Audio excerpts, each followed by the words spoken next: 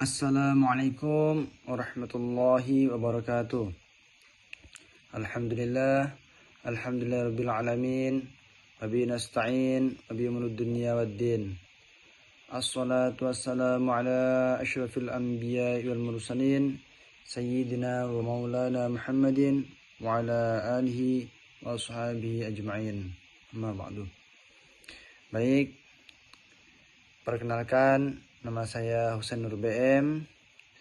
Saya mahasiswa program studi Pendidikan Agama Islam dari Universitas Islam Sultan Agung. Di sini saya akan mempresentasikan makalah saya dalam mata kuliah Filsafat Pendidikan Islam. Baik, yang pertama di sini saya akan menjelaskan hakikat dan ruang lingkup filsafat pendidikan Islam. Apa itu hakikat filsafat? Secara etimologis, filsafat berasal dari bahasa Yunani, yaitu philer, yang artinya cinta, dan sophia, yang berarti kebajikan. Sophia dalam bahasa Yunani biasanya diterjemahkan ke dalam bahasa Inggris yang artinya wisdom, kearifan, kebajikan. Kemudian digabung dengan menjadi filosofia. Dari filosofi diartikan menjadi cinta, kearifan, kebajikan. Jadi, secara etimologi, filsafat berarti cinta kepada kebajikan, kebijaksanaan, dan kearifan. Harun Nasian menjelaskan bahwa perkataan filosofia berasal dari bahasa Yunani yang dipindahkan oleh orang-orang Arab ke dalam bahasa mereka sendiri, dengan disesuaikan menurut kebiasaan susunan kata-kata Arab, yaitu falsafah. Pengertian filsafat menurut istilah ialah sebagai ilmu yang berusaha memahami semua hal yang timbul di dalam keseluruhan lingkup pengalaman manusia. Sesuai dengan makna filsafat di atas, berfilsafat berarti yaitu berpikir dan melakukan sampai kepada berspekulasi, perenungan, berpikir secara sadar, teliti, teratur, mendalam, dan menyeluruh. Atau secara sederhananya yaitu filsafat berarti memikirkan tentang keberadaan sesuatu sampai ke akar-akarnya. Dalam berfilsafat sendiri, tentu tidak lepas dari yang namanya ilmu ontologi. Kata ontologi berasal dari perkataan Yunani, yaitu ontos, being, dan logos. Jadi, ontologi adalah the theory of being qua being, teori tentang keberadaan sebagai keberadaan, atau ilmu tentang yang ada. Ontologi diartikan sebagai suatu cabang metafisika yang berhubungan dengan kajian mengenai eksistensi itu sendiri. Ontologi berarti mengkaji sesuai yang ada, sepanjang sesuatu itu ada, yang memiliki makna teori tentang keberadaan. Sedangkan secara terminologi, ontologi adalah cabang filsafat yang berhubungan dengan hakikat hidup. Jadi secara sederhananya, ontologi adalah ilmu yang memikirkan tentang keberadaan sesuatu selama sesuatu itu masih ada, baik yang berupa materi yang kelihatan atau materi yang tidak kelihatan, yang kita yakini bahwa sesuatu itu ada. Yang kedua, epistemologi filsafat pendidikan Islam. Epistemologi ialah suatu cabang filsafat yang membahas sumber, proses, syarat, batas, validitas, dan hakikat pengetahuan. Menurut Braemelt Muhammad Nur Syam, bahwa epistemologi memberikan kepercayaan dan jaminan bagi seorang guru bahwa ia memberikan kebenaran kepada murid-muridnya.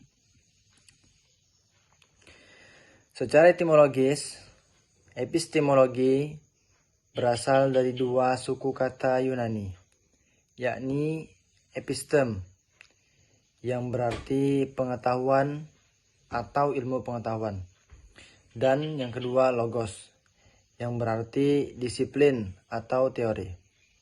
Dalam Kamus Webster disebutkan bahwa epistemologi merupakan teori ilmu pengetahuan yang melakukan investigasi mengenai asal-usul, dasar, metode, dan batas-batas ilmu pengetahuan. Tahu secara sederhana, epistemologi adalah ilmu yang mempelajari tentang bagaimana cara mendapatkan ilmu tersebut. Epistemologi sendiri terbagi menjadi 5 aliran. Yang pertama, empiris, idealisme, positivisme, realisme, dan pragmatisme. Yang terakhir adalah aksiologi filsafat pendidikan Islam. Aksiologi ialah suatu bidang yang menyelidiki nilai-nilai atau value. Hakikat nilai ialah ukuran atau pertimbangan untuk menghukum atau memilih tindakan dan tujuan tertentu. Aksiologi merupakan tujuan utama dari segala sesuatu yang diperoleh.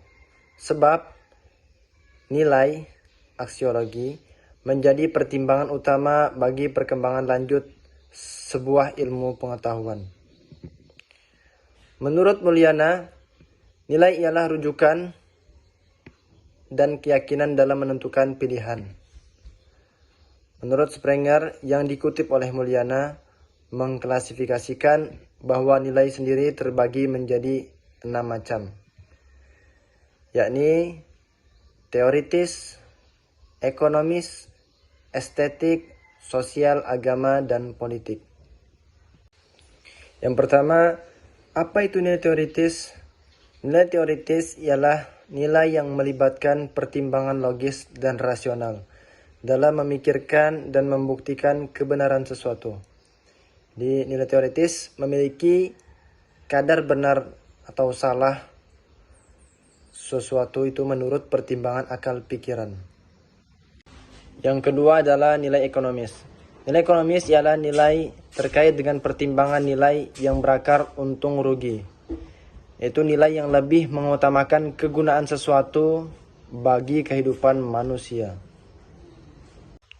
Dan yang ketiga adalah nilai estetik, yaitu nilai yang menempatkan nilai tertingginya pada bentuk dan keharmonisan, indah dan tidak indah, yang lebih mengandalkan penilaian subjektif. Jadi penilaiannya berdasarkan pengalaman. Dan yang keempat adalah nilai sosial. Nilai sosial ialah nilai kasih sayang, yang kadar nilai ini bergerak pada rentang antara kehidupan yang individualistik dengan altruistik. Dan yang kelima adalah nilai politik. Nilai politik ialah nilai tertingginya adalah kekuasaan, dan kadar nilainya akan bergerak dari intensitas pengaruh yang rendah sampai pada pengaruh yang tinggi. Dan yang terakhir adalah nilai agama. Nilai agama secara hakiki sebenarnya nilai ini merupakan nilai yang memiliki dasar kebenaran yang paling kuat dibandingkan dengan nilai-nilai yang lainnya. Nilai tertinggi yang harus dicapai adalah yaitu nilai kesatuan, unity, antara manusia, Tuhan, dan alam. Kesatuan berarti adanya keselarasan semua unsur kehidupan antara kehendak manusia dengan perintah Tuhan, antara ucapan dan tindakan, atau antara akidah dengan perbuatan.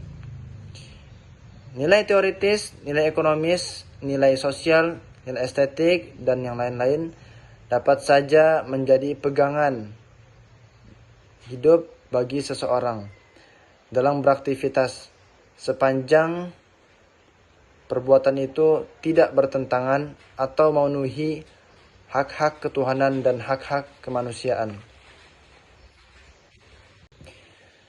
Melihat ilmu dari 3 hal ini, yaitu ontologi, epistemologi, dan aksiologi, berarti mendekatinya dari sudut pandang filosofis. Aspek ontologi, epistemologi, dan aksiologi adalah merupakan grand sentral tema bahasan dalam dunia filsafat. Jika kita berbicara ontologi, berarti melihat hakikat sesuatu. Sedangkan epistemologi adalah bagaimana cara memperoleh pengetahuan. Dan teori nilai tentang kegunaan pengetahuan yang diperoleh disebut dengan aksiologi. Selanjutnya, tema yang kedua ialah pengertian filsafat pendidikan Islam. Menurut Al-Ainain, bahwa filsafat pendidikan ialah kegiatan berpikir yang sistematis yang diambil dari sistem filsafat sebagai cara mengatur pendidikan dan menyusunnya, menerangkan nilai-nilai dan tujuan-tujuannya yang telah ditetapkan untuk dilalui dalam rangka membina praktik pendidikan.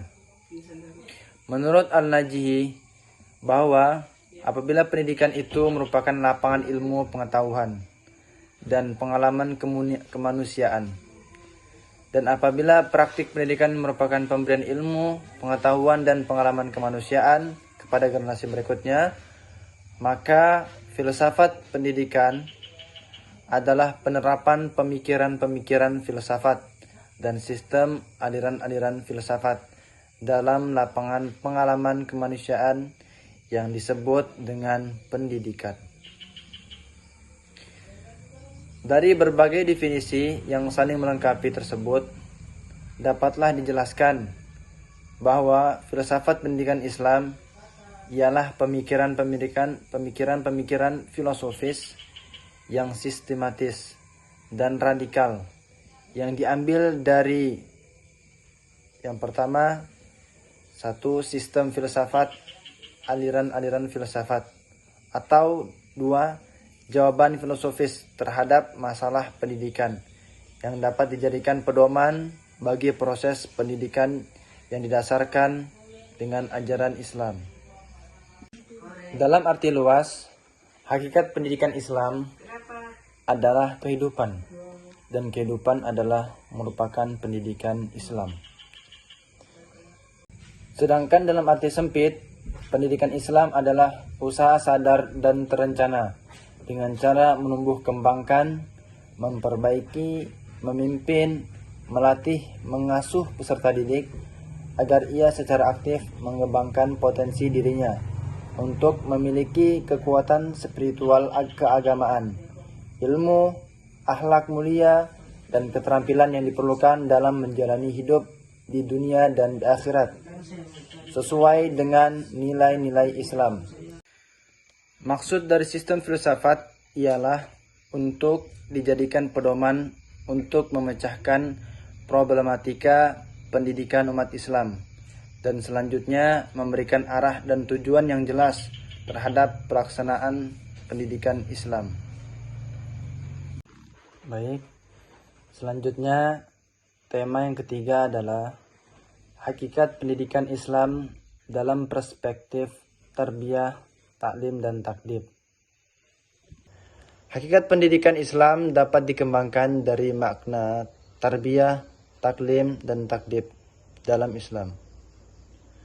Tiga kata itulah yang mewakili bagaimana hakikat pendidikan dalam Islam tersebut. Yang pertama, pengertian kata tarbiyah. Dari segi etimologis, bahwa kata tarbiyah terdiri dari tiga kata, yakni raba, robiah, dan robba. Kata tarbiyah mencakup makna yang sangat luas, yakni yang pertama, al-nama, yang berarti bertambah, berkembang, dan tumbuh menjadi besar sedikit demi sedikit. Yang kedua, aslahahu, yang berarti memperbaiki peserta didik sekiranya proses perkembangannya menyimpang dari nilai-nilai Islam. Dan yang ketiga, tawalla amruhu, yang berarti mengurusi perkara peserta didik, bertanggung jawab atasnya dan melatihnya. Yang keempat, rohu, yang berarti memelihara dan memimpin sesuai dengan potensi yang dimiliki dan tabiatnya. Dan yang terakhir, al-tansyah, yang berarti mendidik, mengasuh dalam arti materi dan immateri. Maksudnya yang didik hati, akal, jiwa, dan perasaannya, yang mana kesemuanya itu merupakan aktivitas pendidikan. Selanjutnya, hakikat pengertian taklim. Dalam sejarah pendidikan Islam, terma muallim telah digunakan untuk istilah pendidik. Menurut konsep pendidikan Islam, kata taklim itu lebih luas jangkauannya dan lebih umum daripada kata tarbiyah.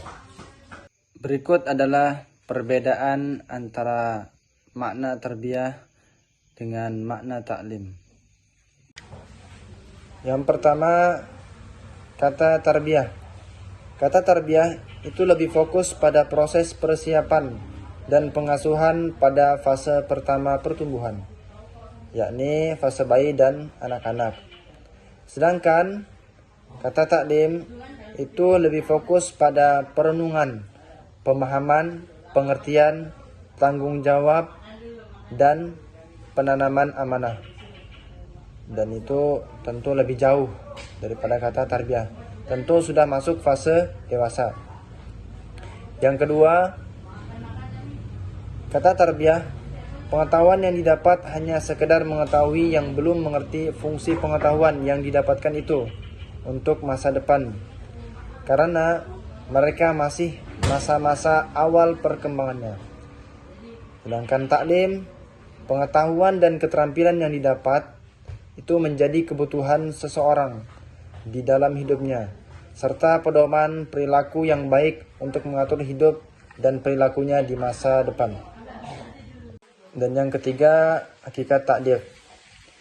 Istilah ta'dib dilihat dari segi semantiknya ialah lebih dekat kepada pembentukan akhlak saja, sehingga martabat manusia menjadi meningkat.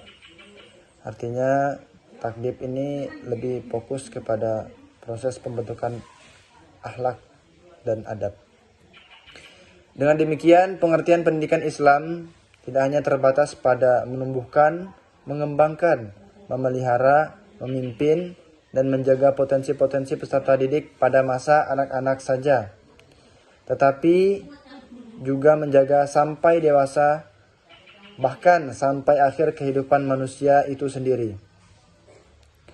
Proses pendidikan tidak hanya terbatas pada pendidikan normal pada keluarga saja, tetapi juga pendidikan formal seperti di sekolah dan pendidikan non-formal seperti kursus-kursus media, pelatihan, bahkan semua perjalanan hidup manusia itu adalah merupakan bentuk pendidikan. Dari pengertian tarbiyah, taklim, dan takdib, maka para ahli memberikan ruang lingkup filsafat pendidikan Islam. Menurut Mukhtar Yahya, bahwa ruang lingkup pembahasan filsafat pendidikan Islam itu lebih sempit daripada pembahasan filsafat Islam pada umumnya. Filsafat Islam di dalam pembahasannya mencakup alam semesta, manusia, dan dibalik alam. Sedangkan filsafat pendidikan Islam hanya membicarakan soal manusia sebagai makhluknya Allah, makhluk pribadi, dan anggota masyarakat. Selanjutnya, tema yang keempat adalah hakikat kebenaran, sumber dan jenis ilmu pengetahuan. Teori kebenaran menurut filsafat terbagi menjadi 4 macam, yaitu correspondence, konsistensi, pragmatis, dan religius. Kebenaran correspondence yaitu persesuaian antara fakta dan situasi nyata. Kebenaran merupakan persesuaian antara pernyataan dalam pikiran dengan situasi lingkungan yang sedang terjadi. Yang kedua, teori konsistensi. Teori konsistensi ialah mencari kebenaran berdasarkan konsistensi ketetapan atau keajikan antara ide-ide atau kesan-kesan tentang suatu realita.